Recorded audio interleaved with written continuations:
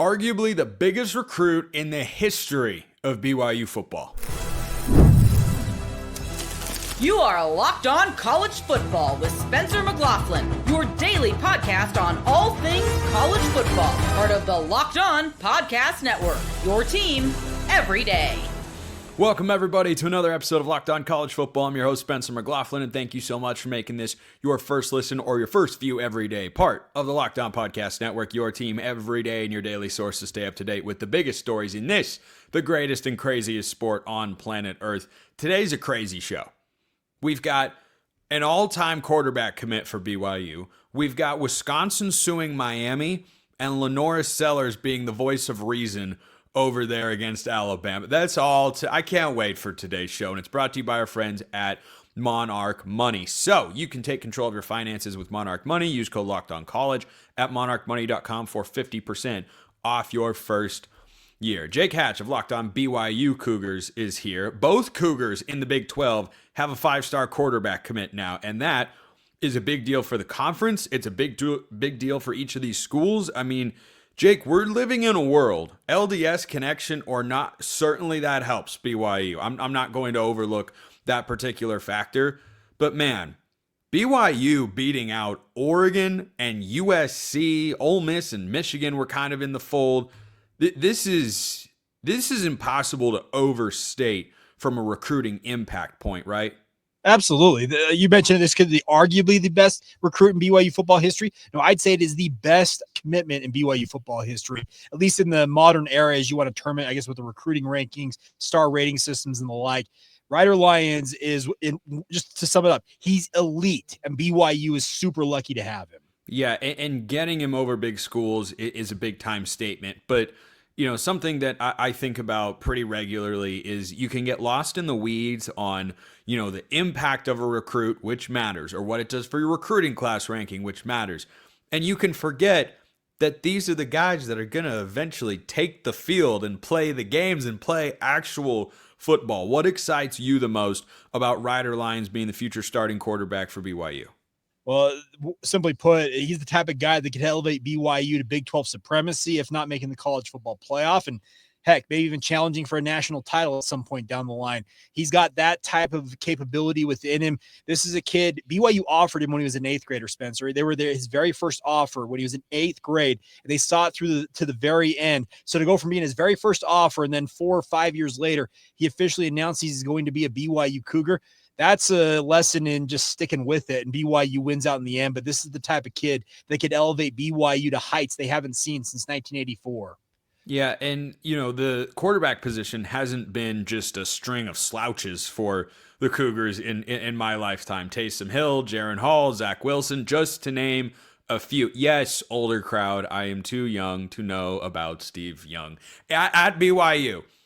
I didn't watch him in the NFL either. But anyway, I've met Steve before. He's a very, very nice guy, and I know he was an exceptional player. But where do you think Ryder Lyons can rank amongst the all-time quarterbacks? Because I think from a physical trait standpoint, there is a readily made and available argument that says he could be he can be number one of all of them.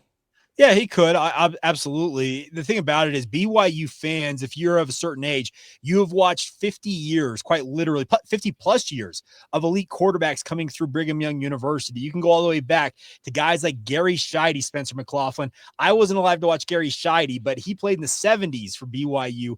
And the run of quarterbacks through the Lavelle Edwards era on through the Carolina Sitake era in the current day, BYU fans know elite quarterback play when they see it, and Ryder Lyons has every bit the capability of emerging, as you mentioned, as one of the all-time greats at BYU. Now, he's obviously going to be competing with guys like Ty Detmer, who have a Heisman Trophy, a Robbie Bosco, who's got the National Championship Trophy. He's got Steve Young, who's got Super Bowl titles, Jim McMahon, who's got a Super Bowl title.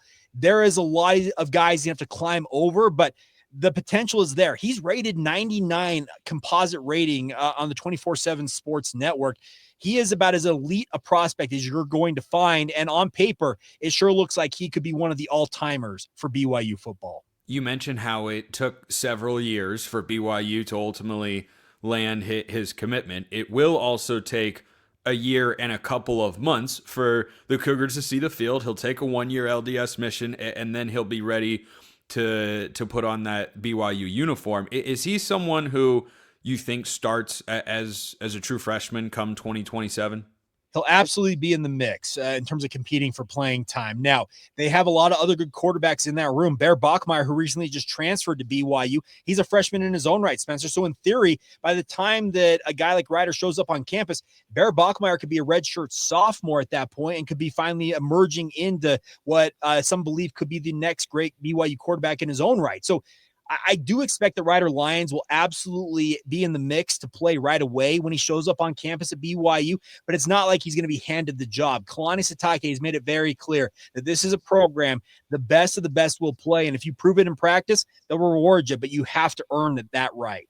Yeah, and the other thing that has popped into my head with this is what it means for BYU's recruiting efforts outside of this one particular player who is, of course, tremendously talented, really highly rated. You beat out big schools, as we discussed. All of that is huge, but this is not the first major commitment that you and I have talked about on this show regarding BYU. Brock Harris being the other one who Oregon was also going after in 2026. And for BYU to be in this position, their class currently ranks just outside the top 30 nationally. When you look at 24/7, I know other services are a bit different, but this feels like an ascension moment, like an ascension off season for BYU on the recruiting trail. And something I talk about all the time on this show, Jake, with regards to the Big 12 is if you want to be seen as better than the ACC and closer to the Big 10 and the SEC, you know what you have to do? Go out and win a bunch of high-profile recruiting battles. Like 5 stars to the Big 12 was a spotted owl. It didn't have. All of a sudden, there are multiple, and you got to be able to do it beyond the quarterbacks, sure. But what I want you to touch on here is the recruiting angle for BYU. How do they keep capitalizing on all of this momentum? Because you got Ryder Lyons, you got Brock Harris, you're pushing for a top 25 class. That would mean something to this program, in my view. Well, absolutely. And the best part about this, Spencer, is you can now go to the rest of your 2026 recruits and say, hey, sign up now. Sign up now and play with a guy like Ryder. 2027, same deal. By the time you guys show up on campus, he'll be here as well. 2028 even. Hey, he may be the starting quarterback by the time you arrive in Provo to play with a guy of this caliber. This could affect years of BYU recruiting because he has that type of gravitational pull. But to your bigger point, a Brock Harris, a Bot Mulatalo, who are bona fide 4-star prospects in their own right, those are the type of guys BYU has to keep recruiting and winning those recruiting battles for, because you mentioned BYU is ascending. They truly believe they can be one of the top programs in the Big 12. And what it's going to take is winning recruiting battles like this every single year. This can't just be a one-year one-off. It can't be just 1 year and you're done. It's got to be an annual deal. And so long as BYU keeps doing their thing, the momentum they're carrying right now could propel them for a really, really long time to come. It's crazy this year.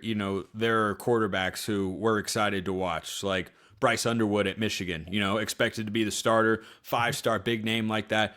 When was the last time? Probably Zach Wilson, I would guess, where BYU had this big potentially of a draw at quarterback. When 2027 rolls around, Jake, I'm still going to be right here on this very show. I assume you're still going to be right over there. We'll be talking about, man, this is suddenly going to be must-see, must-watch television, because look at the guy that BYU gets. The hype that it generates, I think, is also not the most important factor for BYU here, but I think it's a non-zero contributor to continuing to elevate BYU's brand. Is, hey, going into that season, there's going to be a lot of national buzz about Ryder Lyons at BYU. What can he do? Can he start as a true freshman? Like Juju Lewis going to Colorado, kind of the same sort of thing. Yeah, that will be, I think, a big storyline. There are a lot of recruits at BYU recruits that go on missions that kind of get lost in the shuffle because they're out of sight, out of mind. That's just par for the course with LDS missions. But this is the type of kid, people will be keeping tabs on him even while he's in the mission field. And when he does arrive in Provo, yes, there will be a lot of eyeballs on him to see how quickly he can either take over that job or how long it does take him to take over that job. Big news for BYU. We always go to Jake Hatch of Locked On BYU Cougars. Great, as always. Wisconsin is suing Miami. I love this sport so much, so much. First, this episode brought to you by Rugia. Guys, you've probably heard of Viagra or Cialis. Maybe you've even tried them. But if you're looking for something beyond the usual pill, it's time to meet Rugia Ready. Rugia Ready is a next-gen prescription treatment designed to amplify arousal in the brain and boost blood flow. Unlike the usual pills that can take hours, Rugia's 3-in-1 formula dissolves under your tongue and kicks in fast, on average in 15 minutes. Effects can last up to 36 hours, so you can stay confident and in control when the moment is right. If traditional options haven't worked for you, Rugia just might be the answer. Over 150,000 men have already made the switch, and you can too. Head to Rugia.com/LockedOnCollege and use code LockedOnCollege to get 15% off today. That's RUGIET.com/LockedOnCollege and use promo code LockedOnCollege for 15% off. Check them out at Rugia.com. Wisconsin is suing Miami. College football in 2025, it's just the best. Ryan Harings of Locked On Badgers, also one of the best you'll find out there. So this is all in regards, Ryan, to Xavier Lucas, who I have long described here on the program as among the most hilarious players in the history of college football, who just taught us all that the transfer portal is a myth and doesn't have to exist because he wanted to leave Wisconsin. Wisconsin said, no, you have a contract. He said, okay, well, if you won't let me go in the portal, I'm just going to unenroll from school, and then I'll go enroll at Miami and join the football team. And the NCAA was like, well, you're totally allowed to do that. There's nothing we can do to stop you. So now there's a lawsuit that comes about. Can you help us understand what exactly is happening here? Yeah, I can definitely try. As much as anybody can, really. I mean, you mentioned it, man. What a chaos agent Xavier Lucas threw. At some points through no fault of his own. Like, somebody was going to cause chaos because the NCAA set this system up that doesn't make any sense in general. So essentially, you have a player, Xavier Lucas, who went to Wisconsin. It was a big recruiting battle, and then he spent the year there. Big part of their supposed future. The staff was really high on him, and they brought a contract forth. And again, this is all in what Wisconsin put out. So this is not me breaking any of this. Wisconsin said he entered into an agreement and received a decent financial payment. I think the exact words they used were incurred substantial monetary payment or something like that. So money was exchanged, again, according to the Wisconsin statement here. And then what they're saying essentially is you can't just take money, not play, and then leave right away. And Miami played a big part in that. So Caden Proctor would beg to differ. Well, and here's what I tell you. Here's what's crazy about this, because Caden Proctor is a great example of this as well. And listen, these aren't the only guys. Everybody in college football, from coaches to conferences to fans, have talked and complained about tampering. Like Georgia's complained, Sankey's complained, Clemson, Mora. I mean, you could go down and down the list, right? Everybody seems to hate tampering. Fans don't like it. This system doesn't work. And then one school stands up and says, okay, if this is a problem, let's do something about it. And then people are like, well, everybody does it. What are they doing? And I'm like, I just feel like we're at the emperor has no clothes point, right? Like, Wisconsin is doing what so many people want some school to do. Wisconsin is standing up to the fact that tampering is ridiculous and it's not good. And now people are like, well, I don't know about that. I don't know. You want somebody to stand up and do something about it or not? And I'm kind of proud, honestly, as a Wisconsin guy, that Wisconsin is a school doing it. Yeah, it's worthy of discussion because it is unique in that we have not had a school literally go to court and say you tampered with our player. And we had this, that, and the other thing. And look, I do historically come down on the side of, I'm not that bothered by tampering at all. I understand that there can be negative components to it. I get it. Players getting texts during the season about, what their plans could be for next year. That's not great. I don't know how you're actually going to police that in the age of mass media. DMs are a lot more easier to access perhaps than text messages. And what if you do the thing over Snapchat and then the messages disappear after they've been read immediately? Like, I think there's just always going to be a workaround, and it is incredibly prevalent in college football. But what is Wisconsin hoping to accomplish here? Because they're not getting Xavier Lucas back. He's probably going to go start in Miami's secondary, which is the other kind of hilarious part about this whole situation, Ryan. This is not, a second string kicker who just wanted to leave, or a third string quarterback that was looking for an opportunity. No, this is a starting caliber defensive back at the Power 4 level. Like, this is a dude. One of the reasons that Miami feels they will be better on the defensive side of the ball is, number one, they have a new defensive staff. Number two, they have new players like Xavier Lucas, who they look at and go, it's probably a starter, probably an upgrade over what we had before. So what is Wisconsin trying to accomplish, in your view, by suing Miami for tampering? Yeah, a couple things there I want to unpack, and you're totally right. Like, Xavier Lucas is a really good player, which is why this is happening. You don't fight battles over backup centers and place kickers. You fight them over guys who can start in the secondary at Miami, which there's not a plethora of those guys in Wisconsin secondary. I'll tell you that. There's not a lot of 6'1" guys that run a 4.4. What Wisconsin is trying to get out of it. So if you look in their statement, they are looking for an undisclosed some type of financial thing to come back, which I'm telling you right now is probably going to be essentially what they paid to Xavier Lucas nominally for the year that would be upcoming, right? They're going to look for that financial amount of money back to some degree. And they're also looking for, and I don't know the full legal term for it, but essentially Miami to acknowledge the fact that they did wrong here, that they tampered. And you're right in the sense of it is prevalent. A lot of schools do this, and I don't know how you fully enforce it, but I think this is kind of how you might do it. You might just sue. I mean, like, that might be how you enforce it. And to take that a step further, right? I think what Wisconsin might big picture get out of it is schools might think twice about tampering. If you have a place where a school is going to potentially cause litigation if you mess with their players and you tamper, you just may go get Iowa's guy instead. You just may go get someone else instead, because Wisconsin has set a precedent that if we think we have a good case here, and I will tell you this, Wisconsin, like every school, has lost other players to the portal. This is the first player where they made a big deal about it. And it's not just because Xavier Lucas is good. It's because they have a case, because they at least think, right, in their frame of reference, that they have a case. Otherwise, this would not be moving forward.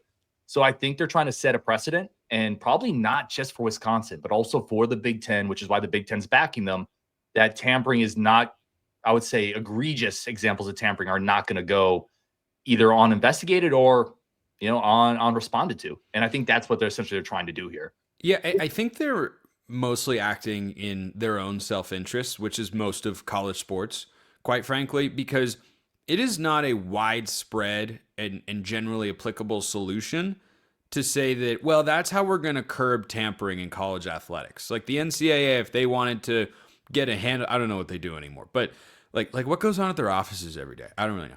But like if they wanted to get a handle on it, their solution wouldn't be, we're going to encourage every school to bring a lawsuit against a school that Okay, so you're telling me, Boise State's offensive coordinator, Dirk Cutter, or former offensive coordinator now, said that, one of their offensive linemen had gotten an offer from Oregon for a few $100,000. He didn't take it and stayed there and whatnot, but he felt like it was a tampering situation. Is the NCAA going to call Boise State and say, hey, so that we can keep this thing on, start to minimize the number of these instances, we'd like you to sue Oregon. Okay, thanks. And then just put down the phone and do the money ball. Once you get the answer you're looking for, hang up.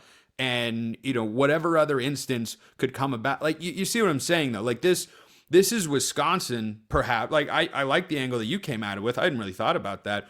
I think it's Wisconsin potentially protecting themselves against future players being tampered with and giving themselves a greater likelihood they'll keep guys out of the portal, because it might not be as big of an incentive, or it could be at least a slight deterrent for another school to reach out to someone on the Wisconsin program. But I don't think that's going to be an expectation to just, widely take over across the country. And then all of a sudden in 3 years, we go, yeah, that tampering thing, that's a thing of the past.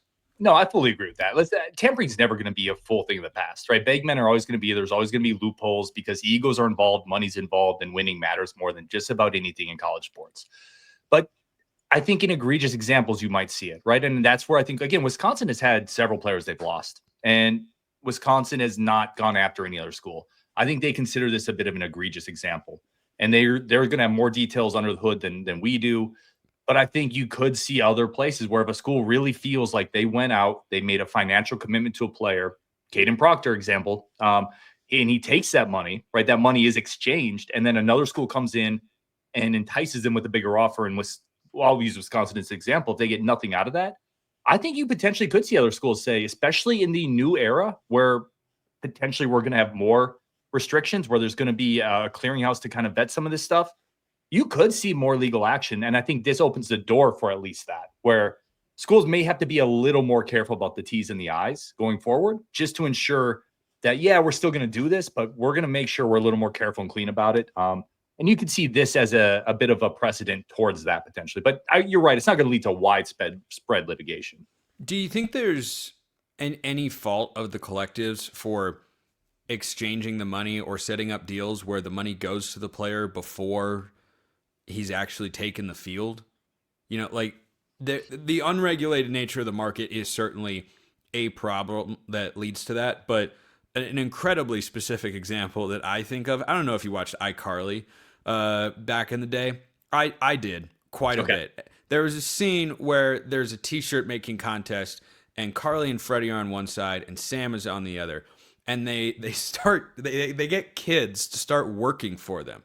And Carly and Freddie make the mistake of paying the kids before they did the work.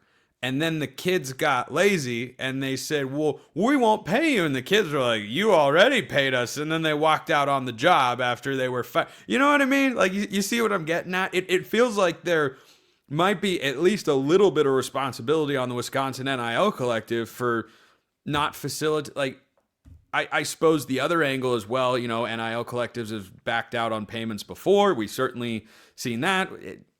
I don't know. What do you make of all that?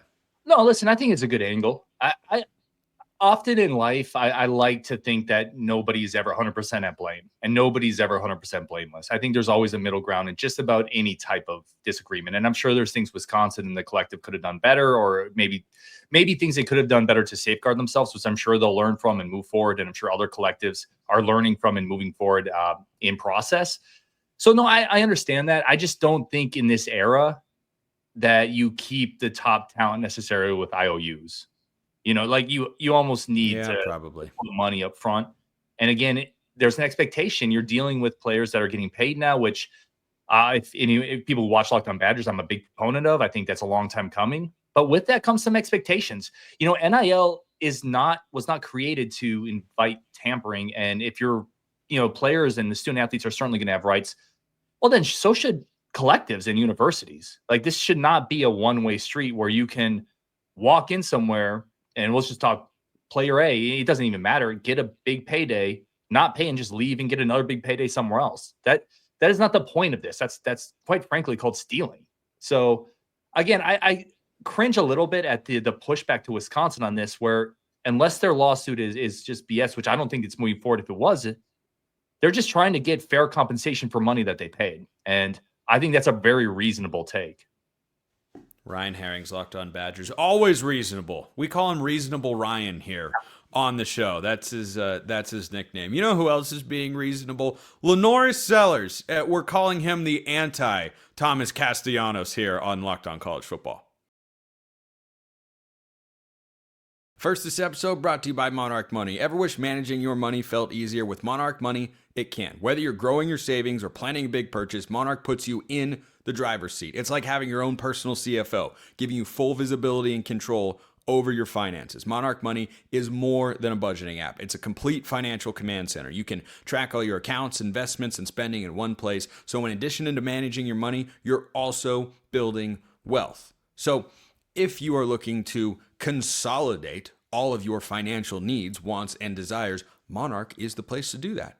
Because you got to have somebody by your side. You got to have someone or something in your corner to help you get on the right financial track. That is what Monarch Money is here to do. If you have a financial goal that you've been wanting to get serious about, Monarch is going to help you get there. Take control of your finances with Monarch Money. Use code LOCKEDONCollege at monarchmoney.com for 50% off your first year. That's monarchmoney.com. Code LOCKEDONCollege for half off your first year. Check them out at monarchmoney.com.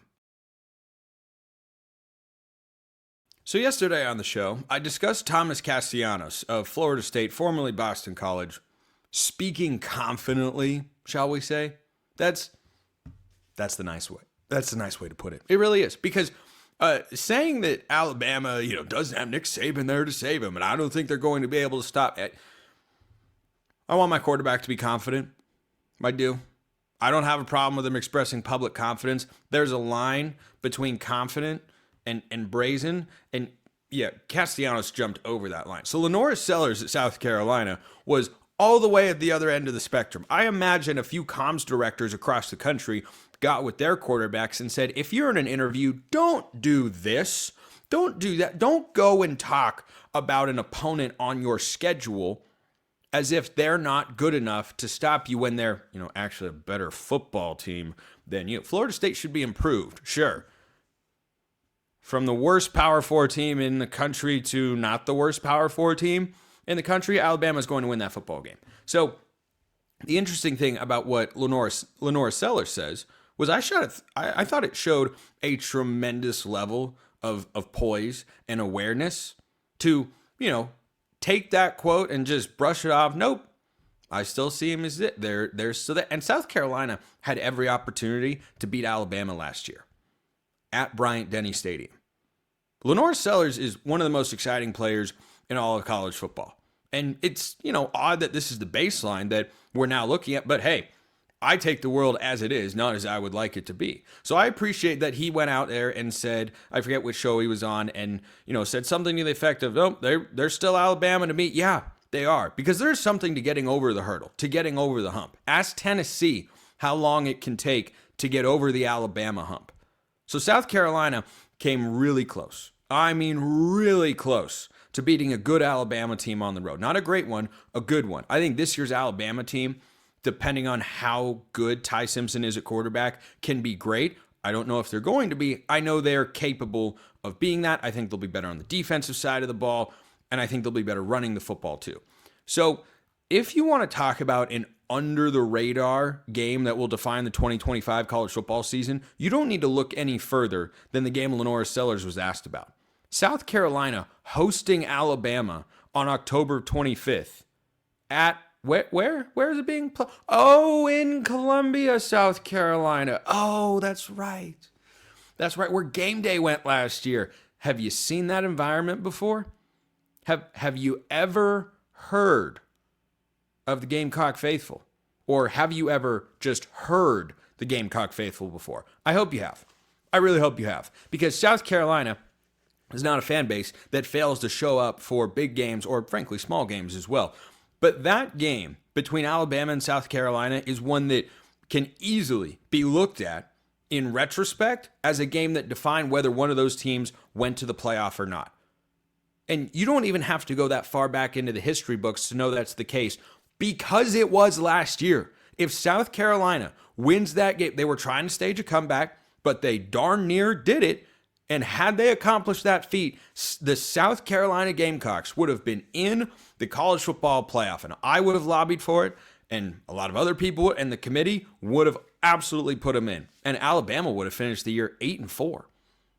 8-4. They probably still would have ended with the same regular season record because they wouldn't have gone to the bowl game to play Michigan. They would have played somebody else who wouldn't have been as good. They probably would have won, been 9-4, and Alabama fans would have been left going, what is this, normal college football fan? And we're Alabama. We're not supposed to have to deal with those such things. But I think order will be restored in Tuscaloosa this year. But for the Gamecocks, this is a game that will have the opportunity to not just be a college game day game. I don't know the rest of the slate that week. It can be tough. And even games that look like they're going to be game day matchups on paper before the season don't actually wind up being game day worthy. A lot can change between now and the end of October.